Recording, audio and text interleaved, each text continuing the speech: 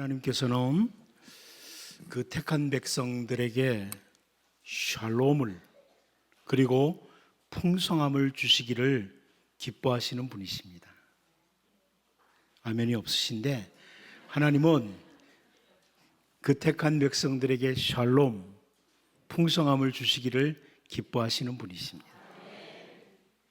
그러기에 장차 들어갈 젖과 꿀이 흐르는 땅을 앞에 두고 모세를 통해서 언약의 말씀도 주시고 계속해서 하나님과의 만남을 위해서 성막 제도도 제사장 제도도 허락해 주셨습니다. 레위기 26장 3절 4절을 보면 너희가 내 규례와 계명을 준행하면 내가 너희에게 철 따라 비를 주리니 땅은 그 산물을 내고 밭의 나무는 열매를 맺으리라. 이렇게 약속의 말씀도 주셨습니다. 하나님이 주신 말씀 안에서 잘 걸어가기만 하면 샬롬과 풍성함이 임한다. 이렇게 말씀해 주십니다.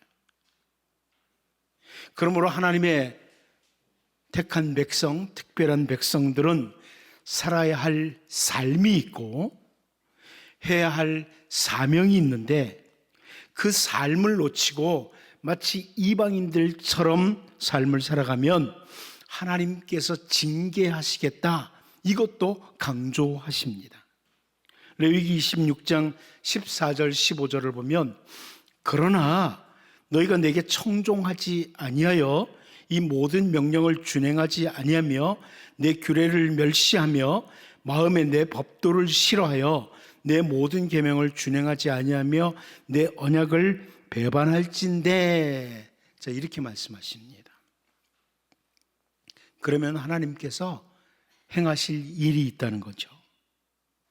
그 징계가 점점 더 큰 단계로 진행될 수 있으니 혹시 죄를 지었다고 할지라도 그래도 가볍게 회초리로 맞을 때 돌아서 하는 것이 좋다. 이것을 보여주시기도 하십니다. 그러다가 레위기 26장 21절 22절을 보면 너희가 나를 거슬러 내게 청종하지 아니할진대 내가 너희의 죄대로 너희에게 7배나 더 재앙을 내릴 것이라. 내가 들짐승을 너희 중에 보내리니 그것들이 너희의 자녀를 움키고 너희 가축을 멸하며 너희의 수요를 죽이리니 너희의 길들이 황폐하리라. 이렇게 말씀하십니다. 이스라엘 백성들에게 선지자를 보내시고 또 보내셔서 하나님의 말씀을 따라 돌아오도록 하셨지만 여전히 죄와 우상 숭배에 빠져버린 모습을 보시고 오늘 본문에서 하나님께서 갈대아 사람을 일으키시겠다. 갈대아 사람을 일으키시겠다 했는데 바로 여기 레위기 26장 21절 22절에 나오는 들짐승을 보내시는 것과 같은 모습이에요. 내가 들짐승을 너희에게 보내리라. 이 모습과 같은 모습입니다. 이제 징계를 위하여 일으키신 들짐승과 같은 갈대아 사람들, 이 갈대아 사람들을 좀 보면서 언제나 주님의 말씀을 따라 신실하게 섬으로 샬롬과 풍성함이 하나님께로부터 임하는 복 있는 주의 백성으로 살 수 있기를 바랍니다. 첫 번째로 하나님께서 일으키신 사람들이 어떤 사람들이냐? 이 갈대아 사람들은 강포를 행하러 오는 사람들이라고 이렇게 표현합니다. 강포를 행하기 위해서 오는 사람들이다. 우리 9절을 다시 한번 같이 읽어볼까요? 읽어보겠습니다. 시작. 그들은 다 강포를 행하러 오는데 앞을 향하여 나아가며 사람을 사로잡아 모으기를 모래같이 많이 할 것이요. 하나님께서 일으키셔서 그 땅으로 오는 목적이 뭐냐? 강포를 행하기 위해서, 폭력을 행사하기 위해서 온다. 이렇게 말씀합니다. 하나님께서 갈대아 사람을 일으켰어요. 들짐승과 같은 이 사람들이 강포를 행하기 위해서 온다. 이렇게 말씀을 합니다. 여러분, 다윗이 선지자 사무엘에게 기름 부음을 받은 후에 다윗을 죽이기 위해서 사울을 비롯해서 많은 대적들도 있었습니다. 하지만 하나님께서는 다윗을 돕는 자들을 계속 곁에 있도록 해주셨습니다. 역대상 12장 22절을 보면 그때 사람이 날마다 다윗에게로 돌아와서 돕고자 하며 큰 군대를 이루어 하나님의 군대와 같았더라. 자, 이렇게 말씀을 합니다. 날마다 돕는 사람들을 하나님께서 일으키셔서 다윗에게 더하도록 해주신 겁니다. 그래서 다윗이 시편 54편 4절에선 아예 하나님은 나를 돕는 이시며 주께서는 내 생명을 붙들어 주시는 이신이다. 자, 이렇게 고백도 합니다. 아무리 많은 사람들이 자기를 도와줘도 가장 자기를 잘 도와주시는 분은 하나님이시다. 이런 고백을 하는 거죠. 아무튼 여러분, 다윗이 그래도 그 어려운 상황 속에서도 하나님의 말씀을 따라 잘 살려고 할 때 하나님께서 다윗에게 오는 사람들, 다윗을 돕고자 하는 사람들. 하지만 여러분 잘 알죠? 다윗이 범죄했을 때 사무엘하 15장 12절을 보면 제사 드릴 때 압살롬이 사람을 보내 다윗의 모사 길로 사람 아히도벨을 그의 성읍 길로에서 청하여 온지라 반역하는 일이 커가매 압살롬에게로 돌아오는 백성이 많아지니라. 자, 이렇게 말씀을 합니다. 반역을 했던 압살롬에게 가는 사람이 점점 많아지므로 점점 더 다윗이 어려움을 겪게 되는 거죠. 여러분, 이 말씀들을 기억하십시오. 선지자 하박국 때에 하나님께서 이제 강포를 행하기 위해서 오는 사람들, 곧 갈대아 사람들을 일으키신다, 이 말씀 하시는 것을 보면서 우리를 돌아보고, 여러분, 하나님께서 여러분을 위해서 사람을 일으키시되 강포를 행하기 위해서 오는 사람들이 아니라 다윗처럼 돕고자 하는 사람들, 여러분을 돕기 위해서 오는 사람들이 일어나도록 하시는 이런 주의 백성이 되도록 주님의 말씀을 따라 더욱 신실하게 살아가는 복 있는 사람들 될 수 있기를 바랍니다. 두 번째는 이 하나님께서 일으키신 사람들은 사로잡아가기 위해서 오는 사람들이다, 이렇게 표현을 해줍니다. 사로잡아가기 위해서 오는 사람들이다. 우리 본문 9절을 다시 한번 읽어보도록 하겠습니다. 봅니다. 시작. 그들은 다 강포를 행하러 오는데 앞을 향하여 나아가며 사람을 사로잡아 모으기를 모래같이 많이 할 것이요. 하나님께서 모세를 통해서 이스라엘 백성들이 장차 들어갈 땅에 대해서 설명해 주시면서 신명기 11장 10절 11절을 통해서 이런 말씀하시죠. 내가 들어가 차지하려 하는 땅은 네가 나온 애굽 땅과 같지 아니하니 거기에서는 너희가 파종한 후에 발로 물대기를 채소밭에 댐과 같이 하였거니와 너희가 건너가서 차지할 땅은 산과 골짜기가 있어서 하늘에서 내리는 비를 흡수하는 땅이요. 자, 이렇게 설명해 줍니다. 여러분, 젖과 꿀이 흐르는 땅으로 들어갈 것이라고 하셨는데 그 땅이, 너희들이 들어갈 땅은 이집트의 땅과 다르다. 이집트의 그 땅과 다르다. 이집트에 있을 땐 이집트 땅은요, 풍성한 물이 흐르는 나일강이 있어요. 나일강 물이 쫙 풍성하게 흐릅니다. 그래서 파종을 한 후에 발로 물을 대면 돼요. 그 물을 발로 대면 됩니다. 조금만 수고하면 농사를 잘 지을 수 있는 그런 땅이 이집트 땅이죠. 그런데 이제 이스라엘 백성들이 들어가는 땅은 산과 골짜기가 있어서 하늘에서 비가 내리면 흡수되는 땅이라고 합니다. 어떻습니까, 여러분? 어느 땅이 더 좋아요? 여러분, 어느 땅이 더 좋아요? 자, 비가 내리면 흡수해버리는 땅. 그렇지 않으면 나일 강물처럼 큰 강물이 있어서 그냥 조금 수고하면은 물을 댈 수 있는 땅. 어느 땅이 더 좋아요? 나일강, 이집트가 더 좋죠? 네. 우리 분명히 그렇게 생각이 드는데 하나님은 마치 이 땅이 더 좋은 것처럼 말씀을 하세요. 왜 이 땅이 젖과 꿀을 흐리는 땅이 되는가? 왜 좋은 땅이냐면 다음 절 신명기 11장 12절에서 네 하나님 여호와께서 돌보아 주시는 땅이라. 연초부터 연말까지 네 하나님 여호와의 눈이 항상 그 위에 있느니라. 이렇게 설명을 해줍니다.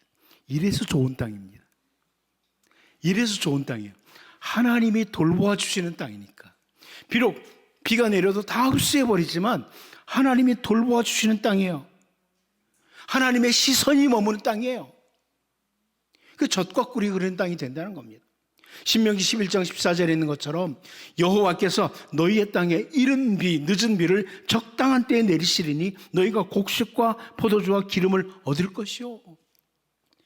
다 흡수해버려도 적당한 시기에 비를 내려주셔서 곡식, 포도주 이거 다 얻을 수 있도록 그렇게 해주신다는 거예요. 자, 여러분, 하나님께서 항상 시선을 두는 땅이에요. 하나님이 눈을 두는 땅. 그래서 적당하게 모든 것을 공급하시는 땅, 젖과 꿀이 흐르는 땅입니다. 하나님이 공급하셔서. 그런데 여러분, 하나님이 항상 바라보시는 그 땅, 하나님의 시선이 머무는 그 땅에서 이스라엘 백성들이 어떻게 했나요? 우상 숭배를 한 거예요. 거기서 우상 숭배를 한 거예요.